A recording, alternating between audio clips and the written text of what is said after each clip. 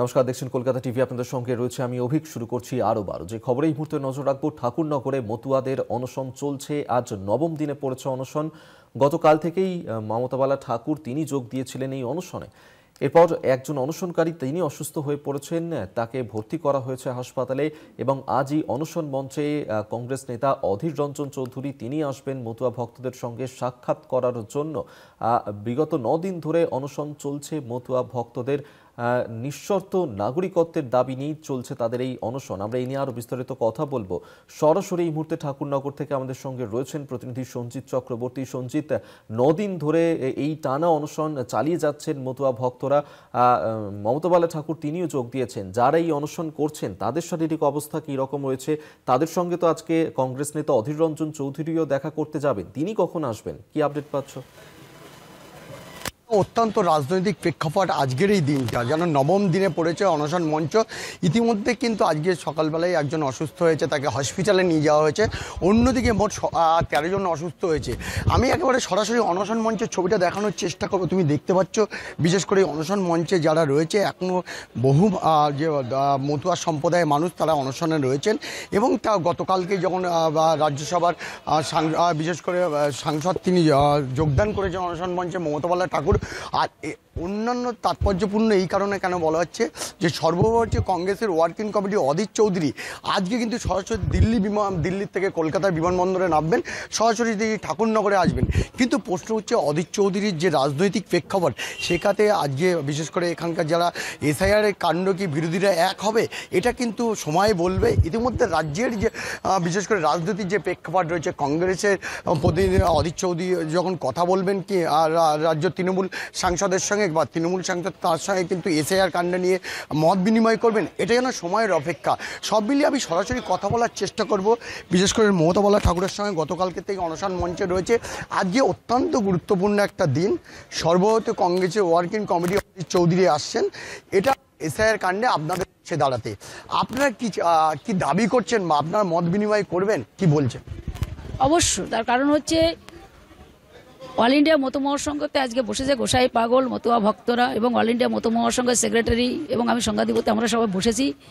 এই বিপদের সময় মানুষের যে হাজার হাজার লক্ষ লক্ষ কোটি কোটি মানুষের যে সমস্যা, সেই সমস্যার সমাধান করার জন্য আমরা বসেছি। আমরা যেই আমাদের এখানে আসবে তাদের আমরা সাধুবাদ জানাই এবং এই বিপদের সময় যারা পাশে থাকবে আমরা তাদেরকে ওয়েলকাম, যেই আসুক। এবং সেখানে আমি বলবো যে তারা যদি এখানে, আমরা চাইবো যে সরলীকরণ করা হোক এবং যেটা সুপ্রিম কোর্ট বলছে যে আধার কার্ড মাস্ট করা হোক, তাহলে আমাদের লোকরা এরা আজকে এখানে বেঁচে যাবে। আজকেই এখানে আমার কাছে এখানে আসে মনে দেগঙ্গা থেকে এসছে, 2002 সালের আগে ওর বাবা মার কাগজপত্র আছে, এভরিথিং বহু কাগজপত্র আছে, কিন্তু তার 2002 সালের থেকে ভোটার লিস্টেতে নাম নেই। তো এই লোকগুলোর কি সমস্যা হবে? কে উঠাবে? আদৌ কোথায় দৌড়বে? কোন অফিসারের পিছনে দৌড়বে? কবে আদৌ নাম উঠবে কিনা সব ডকুমেন্টস থাকা সত্ত্বেও। তো এই সমস্যাগুলো নির্বাচন কমিশন কীভাবে সমাধান করবে?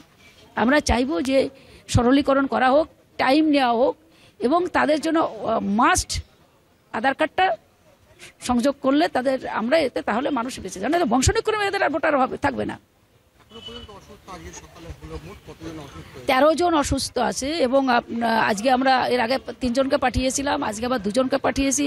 ভীষণ অসুবিধা, অক্সিজেন তার দিতে হচ্ছে, নিবুলাইজার দিতে হচ্ছে, তার নিঃশ্বাস নিতে পারছে না এবং কেউ হাঁটতে পারছে না। ও একজন যে শুয়ে আছে ওর তো পুরো একবারে লুজ মোশন, কাপড় চোপড় ভরে আজকে লুজ মোশন হয়ে গেছে। এরকম প্রতিটা মানুষ এখানে যারা আছে কেউ সুস্থ নয়। 9 দিন পর্যন্ত কেউ যদি আজকে না খেয়ে থাকে তাহলে তাদের কি পরিস্থিতি হতে পারে আপনারা দেখতেই পাচ্ছেন এখানে।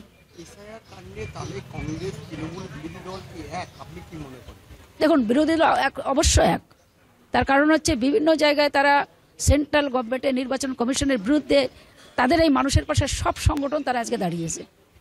মাননীয় মুখ্যমন্ত্রী মমতা বন্দ্যোপাধ্যায়, অভিষেক বন্দ্যোপাধ্যায় এটাকে নিয়ে রাস্তায় নেমেছে। তারা বলছে যে বৈধ কেউ যদি কেটে যায় তাহলে আমরা দিল্লি পর্যন্ত যাবো।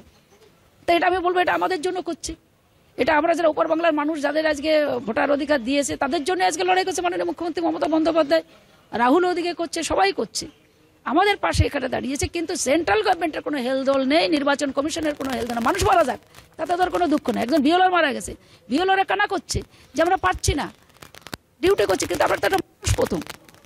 তো আজকে এইভাবে মানুষের দিয়ে যারা অফিসার তাদের কোনো সমস্যা নাই, যারা লোকালে কাজ করে সমস্যা তো তাদের। কিন্তু যাদের সত্যি সত্যি ডকুমেন্টস নাই তাদের কি পরিস্থিতি, হাওয়াও করে কান্না করছে, আত্মহত্যা করছে, তারা টেনশনে মারা যাচ্ছে। যখনই এই বাড়ি বাড়ি কাগজ দিচ্ছে, যখনই দেখছে 2 সালে আমার নাই, এরপরে আমার কি হবে, বংশনাক করবে না, থাকবো না, সব আত্মহত্যা করছে বিভিন্ন জায়গায়। এর দায়ভার কে নেবে? এর জীবনটা ফিরিয়ে দেবে? নির্বাচন কমিশনের জীবনটা ফিরিয়ে দিতে পারবে তো? তুমি শুনলে একেবারে অনশন মঞ্চ থেকে কিন্তু সর্বভারতীয় যে কংগ্রেসের যে বিরোধী দলনেতা বিশেষ করে রাহুল গান্ধীর নাম উঠে এসেছে। তাহলে কি এসআইআর কাণ্ডে নিয়ে বিরোধী রাজনৈতিক দলগুলো এক সূত্রে বাঁধতে চাইছে? সেটাই কিন্তু মমতা বালা ঠাকুর তিনি জানিয়ে দিলেন প্রকাশ্যে। যারা এসআইআর নিয়ে তাদের পাশে আসবেন তারা তাদের সঙ্গে সহমত পোষণ করবেন। এই রাজনীতির প্রেক্ষাপটে তুমি জানো 2026-এর বিধানসভা নির্বাচন আর কয়েক মাস বাদে। তার আগে এই এসআইআর কাণ্ড নিয়ে যেভাবে বিরোধী দলগুলো এক হচ্ছে, তাহলে কি কোনো একটা জায়গায় বিজেপি তার পায়ের তলাতে মাটি হারাতে শুরু করেছে? এটা কিন্তু একাধিক প্রশ্নচিহ্ন উঠে গেছে। আজকে অধীর রঞ্জন চৌধুরী যখন আসবেন এবং সরাসরি এই অনশন মঞ্চে যোগ দিয়ে কথা বলবেন, সেখানে কি আগামী দিনের কর্মসূচি, কি প্রেক্ষাপট, সেটা কিন্তু অত্যন্ত তাৎপর্যপূর্ণ বলে মনে করছে রাজনৈতিক মহল। সব মিলিয়ে আজকে বিশেষ করে অনশন মঞ্চে ইতিমধ্যে তুমি জানো 13 জন অসুস্থ হয়ে গেছে, তার মধ্যে হসপিটালে পাঠানো হয়েছে। আমি সরাসরি যে ছবিটা দেখতে পাচ্ছ তুমি, আরও একবার কলকাতা টিভির দর্শকদের দেখানোর চেষ্টা করব। বিশেষ করে একাধিক স্যালাইনের বোতল রয়েছে। এখানকার মতুয়া সম্প্রদায়ের মানুষ যারা অনশনে রয়েছেন তারা কিন্তু শুয়ে রয়েছে, অসুস্থ হয়ে পড়েছেন, একাধিক অসুস্থ রয়েছে। তারা এমন কথা বলছেন যে সাংসদ যিনি জানালেন একেবারেই বোঝাই যাচ্ছে তারা প্রবলেম অনশন হচ্ছে। চালিয়ে যাচ্ছেন এবং অসুস্থ হয়ে পড়েছেন অনেকে। ইতিমধ্যে 13 জন মতুয়া ভক্ত তারা এই অনশন চালিয়ে যাওয়ার ফলে অসুস্থ হয়ে পড়েছেন এবং আজকে তাদের সঙ্গে দেখা করতে